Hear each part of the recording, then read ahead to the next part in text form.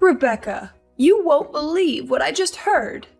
Hi, Mom. What's going on? You know that old hag, Mrs. Peterson, who lives down the street? She just opened her own restaurant. Can you imagine? She always wears the same ragged clothes every day. I bet she doesn't even have a closet. How did she get the money to start a restaurant? Something smells fishy here. Maybe she was involved in some shady business. I don't think that's so hard to believe. She's always had a passion for cooking. She used to make delicious dishes for the whole neighborhood whenever we had a block party. Patrick and I actually got her some flowers to congratulate her on her new venture. You did what? Why would you waste your money on that? You don't think it was a nice gesture? That place is doomed to fail. There's no point in throwing money away on flowers for a sinking ship. You should be more careful with your finances. I think it was worth it to support her dream. Oh, you're so gullible. You need to wake up and face reality. Do you have any idea how many people have tried to do what she did? Restaurants are the riskiest businesses out there. Unless she's a mastermind of marketing and management, which I highly doubt. I mean, look at how she dresses. How can she run a restaurant? The people who succeed in this world are the ones who are realistic. Her dream means nothing. I'm sorry, but I disagree with you. Of course you do. You've always been so stubborn and childish. You still live in a fantasy world. You think everything is sunshine and rainbows. Why do you say that? Because it's true. Patrick told me you still have this silly idea of becoming a baker someday. Is that why you're still working at that dusty old bakery? Yes, it's been my dream since I was little. Oh, there we go again. You and your dreams.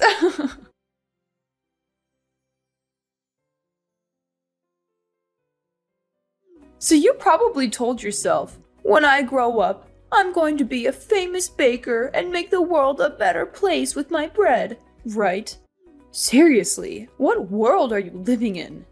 You're an adult now. Grow up. It's humiliating. Why is it humiliating to have a goal in life?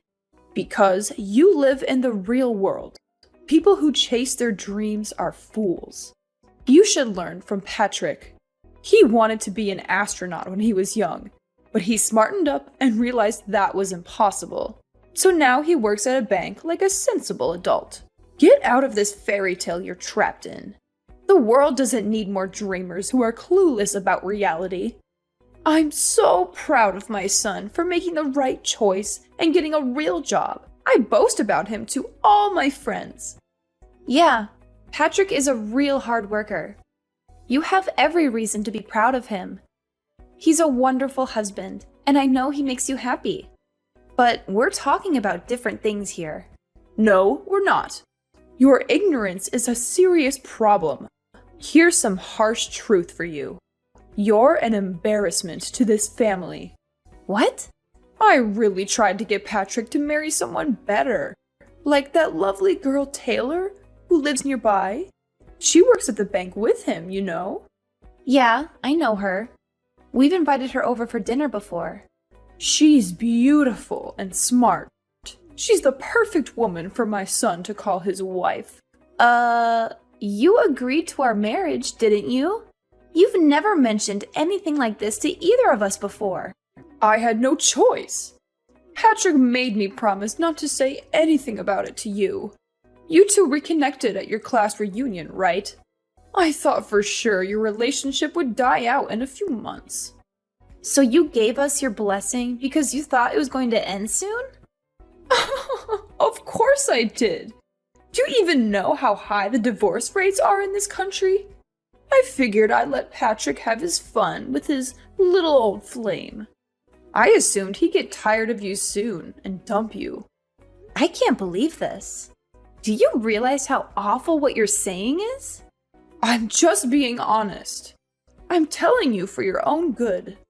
You better find someone else before your marriage falls apart. I mean, you're too busy making bread or whatever. So I doubt you'll ever find someone as amazing as Patrick. Sorry, I'm going to have to end this call now. I have to go to work. Sure, have fun working at that musty old bakery. Watch out for the flour. It might get in your eyes.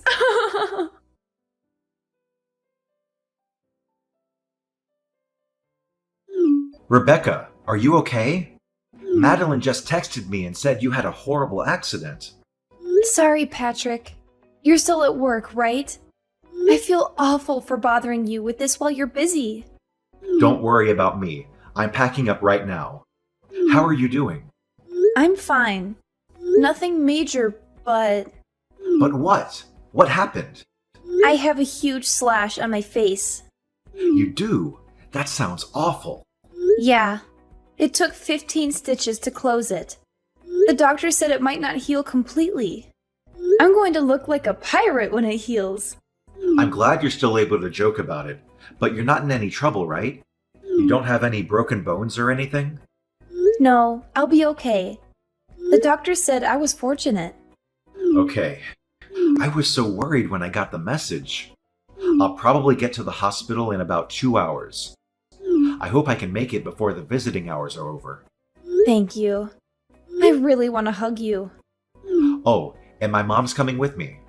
She said she wants to see how you're doing too and visit you. Really? She said that?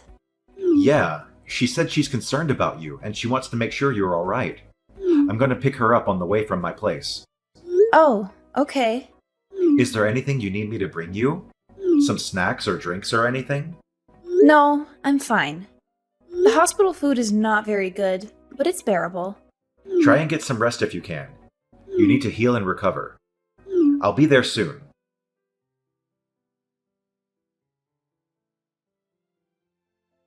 Hey, Mom. Thanks for coming to visit me today. Is everything okay, though? You left pretty quickly. Could you blame me? Your face is totally mangled. What? Sorry I left so soon. I thought I was going to pee my pants from laughing so hard. Are you serious? You look like a total freak. I'm going to call you Frankenstein from now on. The only redeeming quality about you was your face, but that's obviously no longer true. How awful. What's your problem? How could you say that?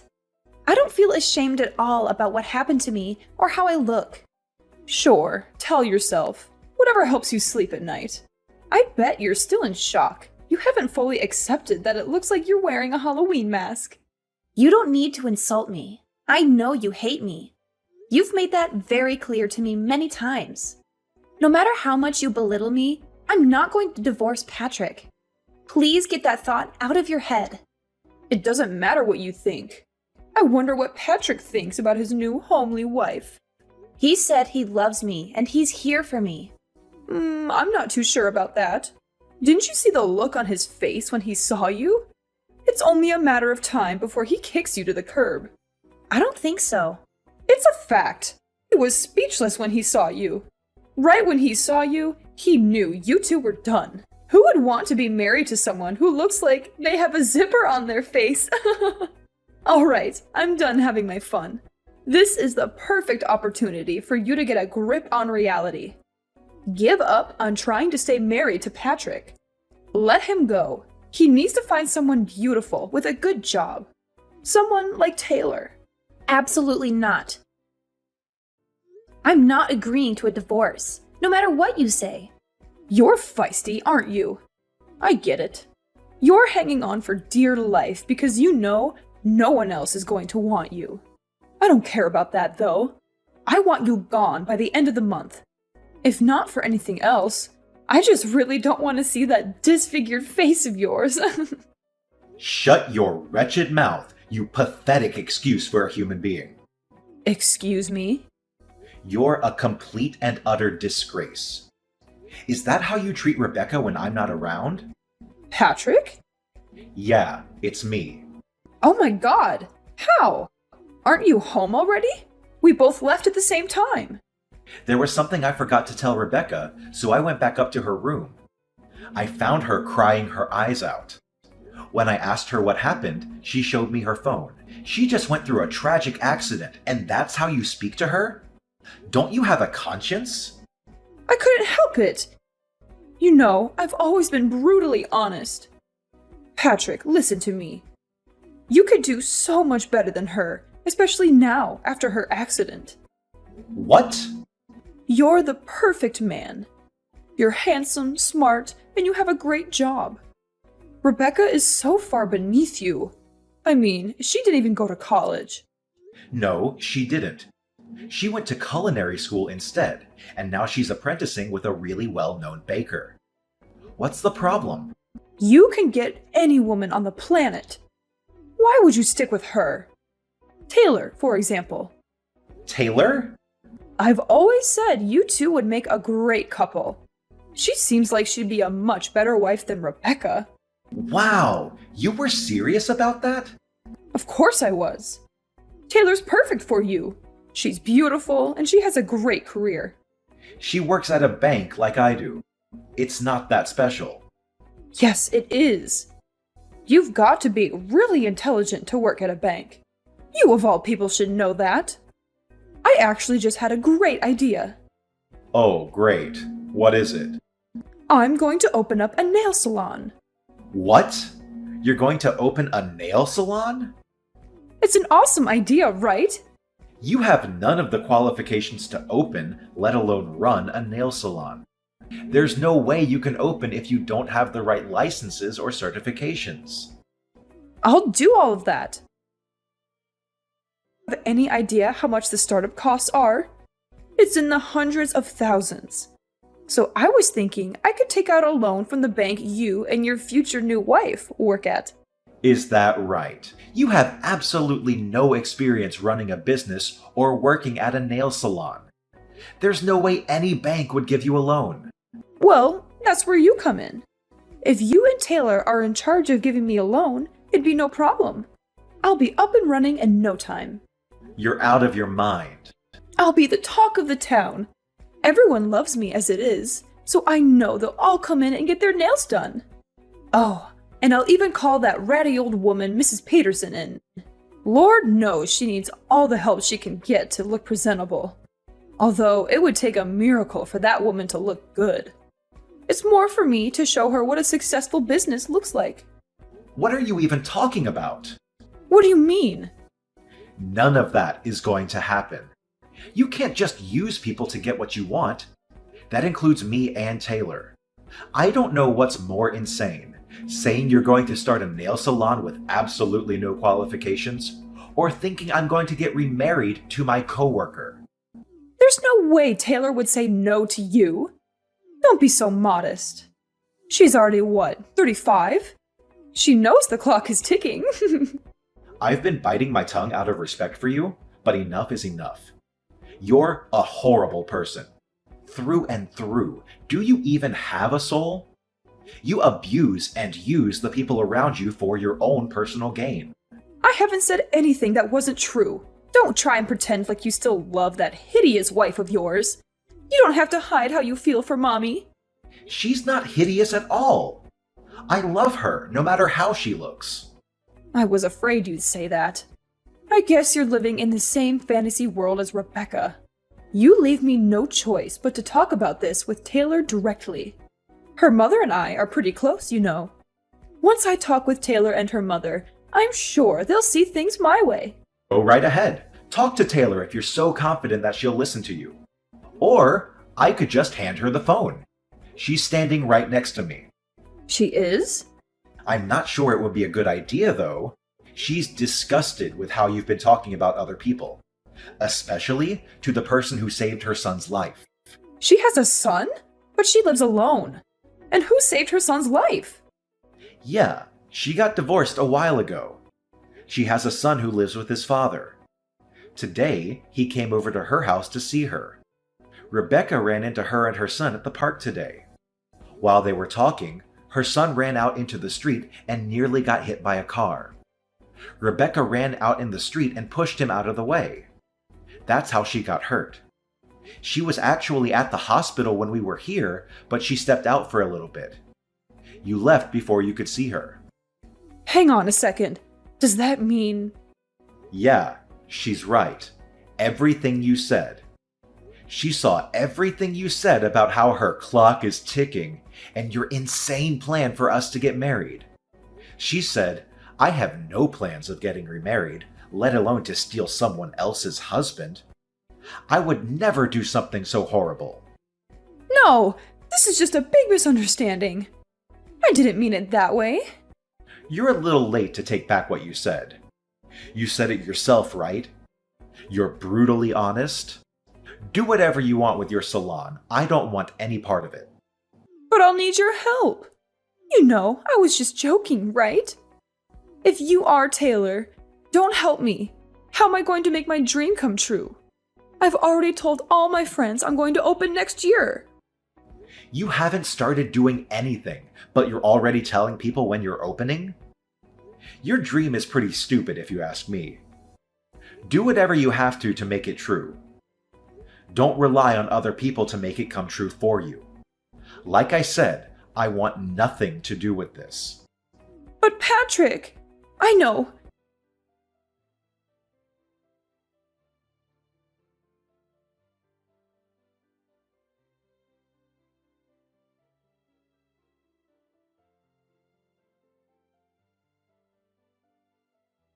Just give the phone back to Rebecca. I need to speak with her. It's Rebecca. Rebecca, please. You've got to help me convince Patrick to change his mind. Change his mind about what? Oh, yeah, that's right. You mean change his mind about divorcing me so he can marry Taylor and they can both give you a sketchy loan so that you can open a nail salon? Did I get that right? Yes, please. He's not listening to me. You have a dream too, don't you? You should know more than anyone how important it is to make your dreams come true. If you really believe that, you'll help me get Patrick to give me the money I need. That's right. I do have a dream. A dream that you called stupid and a waste of time. I very clearly remember you saying people who chase their dreams are idiots. So what does that make you? I was just, You're the biggest hypocrite I've ever met. You insult me and call me stupid for having a dream. Then you whine and complain when you can't manipulate people to make yours work. Not to mention, you only want this salon for the popularity and to rub it in Mrs. Peterson's face. You have no idea what you're talking about. Sure, you may think my face is hideous, but you're hideous on the inside, and that's much worse. I'm not embarrassed about the way I look at all. I'm a strong, confident person. I'm not going to let this bring me down. The only thing I've ever been embarrassed about is having a mother-in-law that is spiteful and looks down on others. I'm so thankful that Patrick has decided to cut all ties with you. I don't need a soulless person like you in my life. What do you mean by cut ties? He wouldn't really do that, would he? Why don't we all take a deep breath and talk about this once we've calmed down? It's late. I'm sure you're exhausted from your horrific accident. Let's wait a few days, and then we can all sit down and talk it out like a family.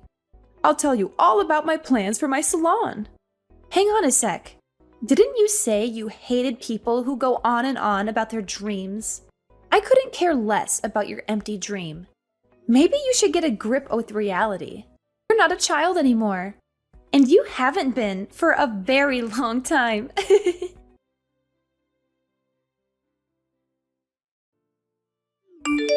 Hey, honey, are you still awake? Yep. What's up? Sorry, did I disturb your sleep? You were probably just about to doze off. Actually, nope. Not even close. I'm watching some YouTube videos right now. Man, it felt so good telling your mom off today. Yeah, I'm so sorry about the way she treated you. Why didn't you say anything sooner? Don't worry about that. It's not your fault. You had enough on your plate already, so I just sucked it up. But I should be the one saying sorry to you. I was too reckless, and now I have this huge scar on my face because of it. I'll wear a mask when we go out so people don't have to see your monster wife. You're not a monster. You're a hero. You saved a kid's life. If anything, I'm more impressed by you than ever before. Aw, well, thank you. I love you too.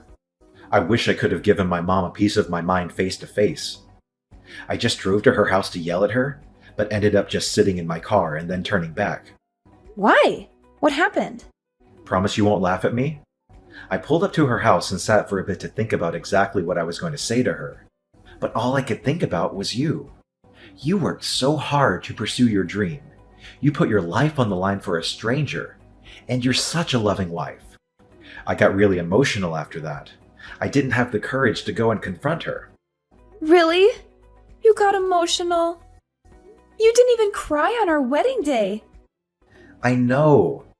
I just realized how blessed I am to have you as my wife, which makes me hate my mother even more for the way she treated you. It's fine. I'm a strong woman. I can take it. I'm so happy that you're my husband. I was afraid maybe you'd actually listen to your mom and dump me. Absolutely not. I've loved you every day since I first saw you in middle school. Nothing's going to change that. Aww, that's so cute. We have enough money saved up, don't we? It's time. Time for what? I remember you said you're ready to be your own boss. What are you talking about? I found a place near the beach for a steal. We just have to do some minor fixes on the inside, but it looks really cozy. The rent is super cheap, and the location is amazing. You've always said you wanted to open a bakery by the sea, didn't you? What? Are you serious? How long have you been looking for places? But by the beach? We live in the city. The nearest beach is like 3 hours away. If I opened up my own bakery, you'd have to quit your job. I know, and I'm totally fine with that. That was never my dream job anyway. I only took that job because the salary was crazy good. I wanted to make money fast and get out of there. What matters more is making your dream come true. Are you sure? Like, really, really sure? I always respected your love for baking.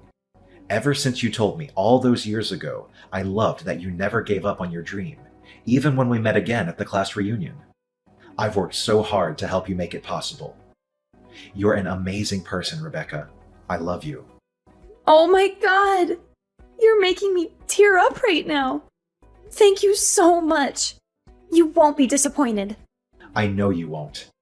It's not just your dream anymore. It's our dream.